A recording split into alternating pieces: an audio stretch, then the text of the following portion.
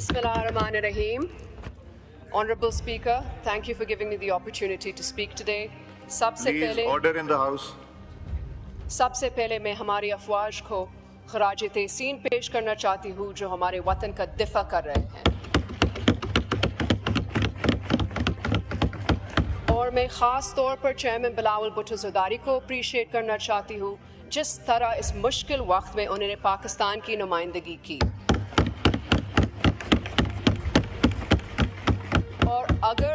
और अगर कभी दोबारा मुश्किल हालात आए तो पाकिस्तान की हर औरत मर्द बुजुर्ग और नौजवान इस वतन के दिफा के लिए लड़ेगा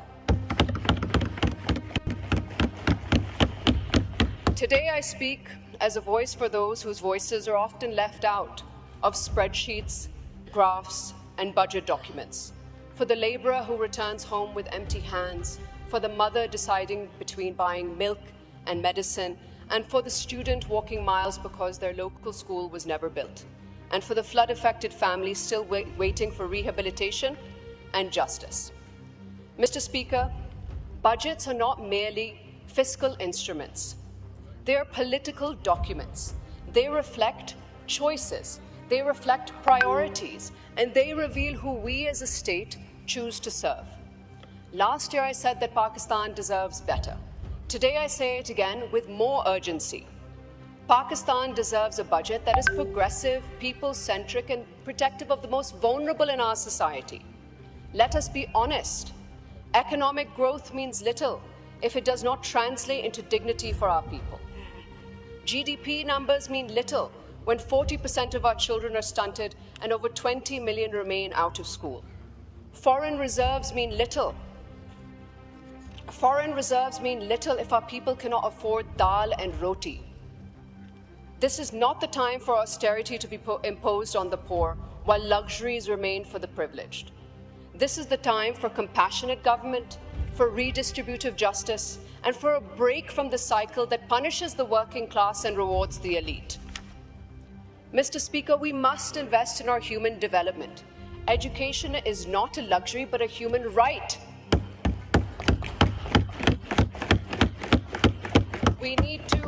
We need to increase allocation for education, not as a formality, but as a national emergency. The same goes for health. Health and education need to be more than just footnotes in this federal budget.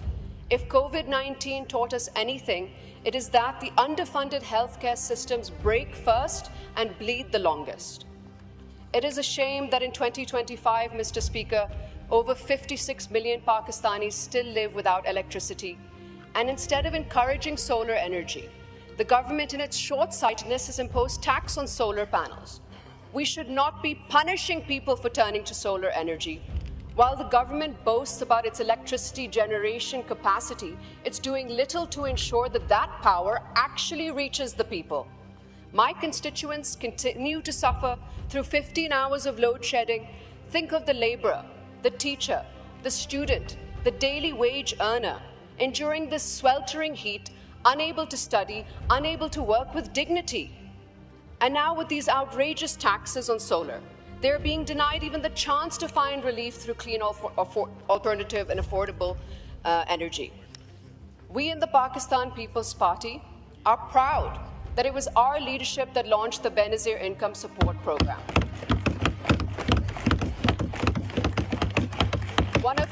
One of the largest social protection programs in South Asia. And we welcome the government's 21% increase in its allocation in this year's budget. It is now time to expand its scope, link it to female literacy, and link it to health insurance. And let me say this with conviction. Women are not a sector of the economy, we are half the population.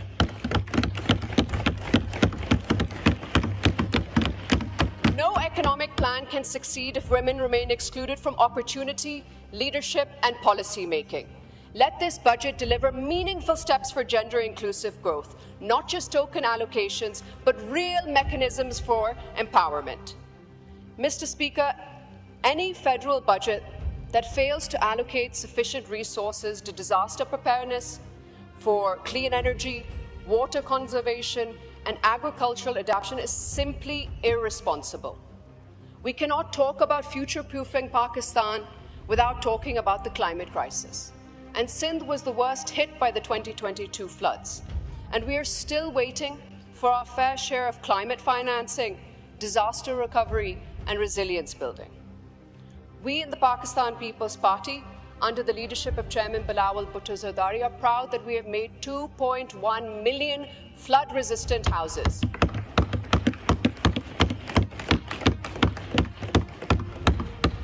No other party or province can claim the same.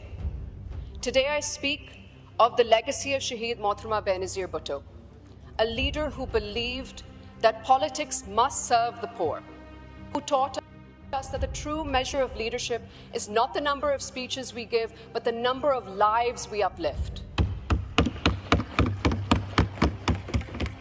I urge this House, let this budget not be another missed opportunity. Let it not be another document that pleases the IMF while ignoring the soul of our people. Let it answer the cries of the flood-affected, the jobless graduate, the underpaid teacher, the small farmer and the widow receiving 12,000 rupees from BISP. Let this be a pro-people, pro-federation and pro-women's budget. Let it tell every Pakistani that yes, we see you and yes, we care. In closing, I want to echo with what Shaheed Prime Minister Zulfikar Ali Bhutto once said, that there are two kinds of politics, the politics of power and the politics of service. We choose the politics of service. Let that be our choice again. Thank you, Mr. Speaker.